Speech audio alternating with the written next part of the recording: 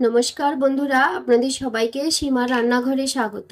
আজ আমি রান্না করব তেলাপিয়া মাছের তেল ঝাল।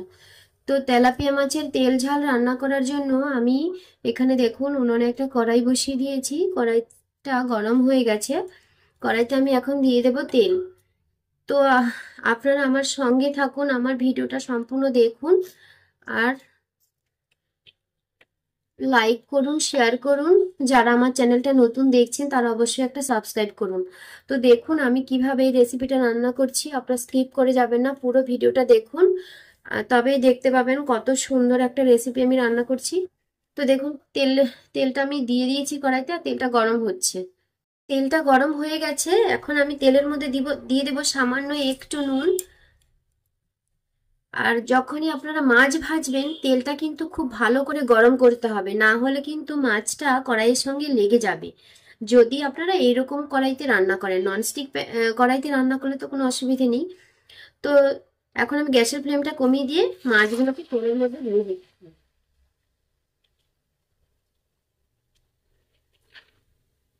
তো এইভাবে আমি মাছটাকে ভেজে নিই।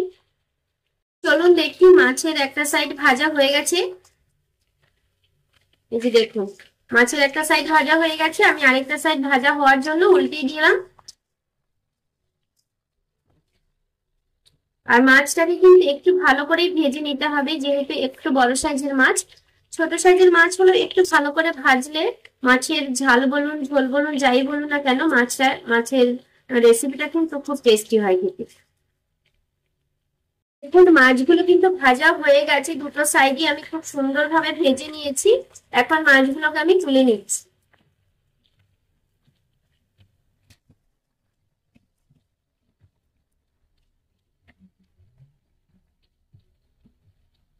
তো এইভাবে সমস্ত মাছগুলোকে আমি ভেজে নেব।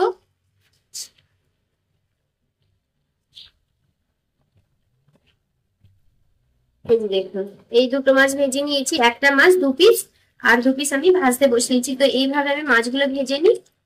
দেখুন পুরো মাছটা আমি ভেজে তুলে নিয়েছি। এখন মাছ ভাজার কড়াইতেই আমি আরো একটু পরিমাণ তেল দিয়ে দেব। তেল রয়েছে খানিকটা, আরো একটু দিয়ে দেব। এটা গরম হয়ে গেছে, তেলের মধ্যে আমি দিয়ে দেব গোটা জিরে, দুটো দারচিনি স্টিক, একটা শুকনো লঙ্কাকে 2 টুকরো করে দিয়েছি, একটা তেজপাতা। তো ফোড়নটাকে আমি নেড়ে চেড়ে একটু ভেজে নেব।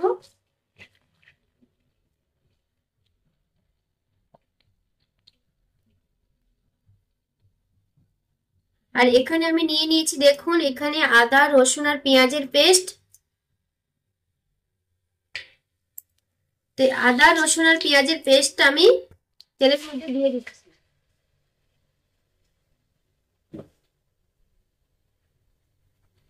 দিয়ে একটু নেড়ে চেড়ে ভালো করে কষিয়ে নিচ্ছি।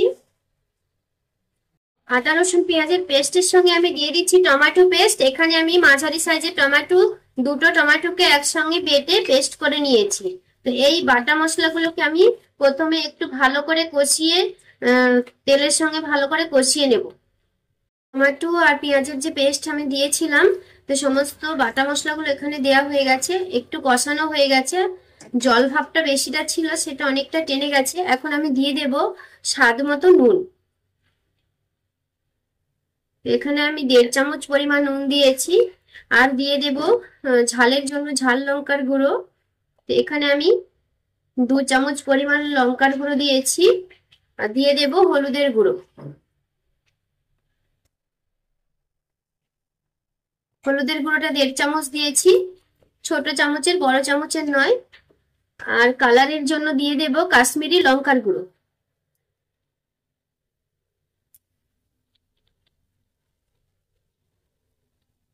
জন্য আমি কাশ্মীরি লঙ্কার গুঁড়ো দিয়েছি ছোট চামচের 1 চামচ পরিমাণ। আর দিয়ে দেব জিরের গুঁড়ো। তো জিরের গুঁড়োটাকেও 1 চামচ পরিমাণ দিয়েছি। দিয়ে এখন ভালো করে এই মশলাটাকে আমি কষিয়ে নেব। ততক্ষণ কষাবো যতক্ষণ না মশলাটার গা থেকে তেল ছাড়ছে, ততক্ষণ আমি এই মশলাটাকে কষাবো।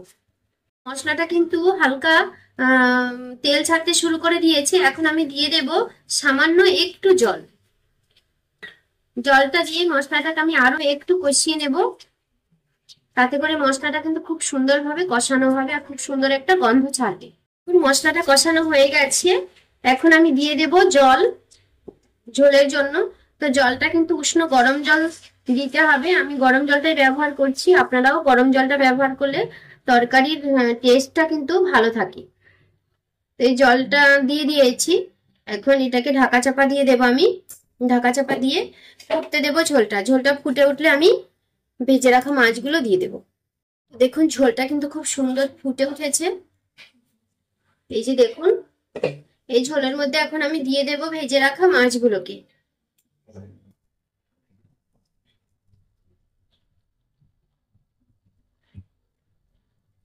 মাছগুলোকে দিয়ে দিয়েছি, দিয়ে একটু নেড়ে দেব, নেড়ে ঝোলের মধ্যে ডুবিয়ে ঢাকা চাপা দিয়ে দেব আরো 5 মিনিটের জন্য। আর গ্যাসের ফ্লেমটা মিডিয়াম করে দেব। চলুন 5 মিনিট পর আমি ঢাকাটা তুলে দিই আর দেখবো রেসিপিটা কেমন হয়েছে। এই দেখুন কালারটা যা সুন্দর হয়েছে, দেখতে যেমনি সুন্দর খেতেও কিন্তু তেমনি ভালো। তো আমার এই রেসিপিটা আপনাদের কেমন লাগলো সেটা কমেন্ট করে জানাবেন। যদি ভালো লাগে তাহলে একটা লাইক করবেন, শেয়ার করবেন। যারা আমার চ্যানেলটা নতুন দেখছেন তারা অবশ্যই একটা সাবস্ক্রাইব করবেন। পাশে বেল আইকনটি ক্লিক করবেন যাতে করে প্রতিদিন যে আমি ভিডিওগুলো ছাড়ছি সেই ভিডিওগুলো সবার প্রথমে আপনাদের কাছে পৌঁছে যায়। তো রেসিপিটা হয়ে গেছে, এখন নামিয়ে দেব। নামিয়ে দেওয়ার আগে আমি দিয়ে দেব সামান্য একটু গরম মশলার গুঁড়ো। গরম মশলার গুঁড়ো দিয়ে একটু নেড়ে দেব, নেড়ে দিয়ে আমি ঢাকা চাপা দিয়ে দিব 2 মিনিটের জন্য। 2 মিনিট পরে আমি পরিবেশন করব গরম গরম ভাতের সঙ্গে। তো আপনারাও এইভাবে রেসিপিটা রান্না করবেন, রান্না করে খাবেন, খেয়ে বলবেন কেমন হয়েছে। তো অবশ্যই কমেন্ট করে বলবেন আমার রেসিপিটা কেমন হয়েছে। তো আপনারা সবাই ভালো থাকবেন, সুস্থ থাকবেন, সবাইকে টাটা।